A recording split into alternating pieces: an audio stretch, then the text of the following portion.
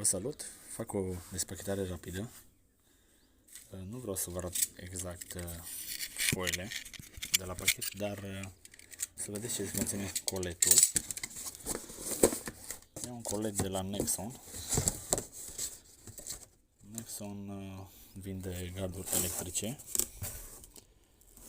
și vreau să vă arăt ce mi-am comandat. Fac o filmare pe fugă, că nu prea am timp, sunt în grabă mai mereu. Deci am în felul următor: aceste mânere pentru ușa de la gardul electric. Am 150 de bucăți de izolatori de la Nexon. Am izolatorii dubli, unde vine prins mânerul și în partea aceasta vine firul. Am un fir, dar eu mi-am cumpărat separat. Acesta vine cadou în pachet.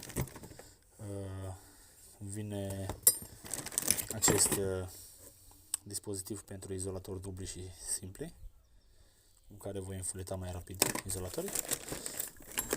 O tetină pentru biberon la vițel, că am nevoie pentru o vițea micuță. Aici se află aparatul, o plecuță cu atenție gard electric, Nexon. Aparatul e foarte micuț, e foarte ușor, îmi place.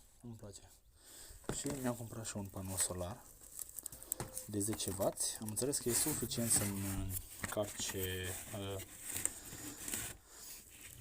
acumulatorul, o baterie auto, o voi încărca, dar cât să-mi duc aparatul, asta mă interesează. E foarte drăguț. Și tot pachetul a fost undeva la 680 și ceva de lei. Deci 120 și nu știu exact cât. Până în 130 de lei a fost panoul solar de 10W. Aparatul, de fapt e un pachet. Aparatul acesta e undeva la 380, dar pachetul a fost 430 ceva de lei. Ceea ce înseamnă aparatul și 50 de izolatori. Așa era pachetul și acest gard. Și mai primeam pe lângă astea două mânere. Dar eu mi-am cumpărat în plus și izolatori și încă două mânere. Deci e ok.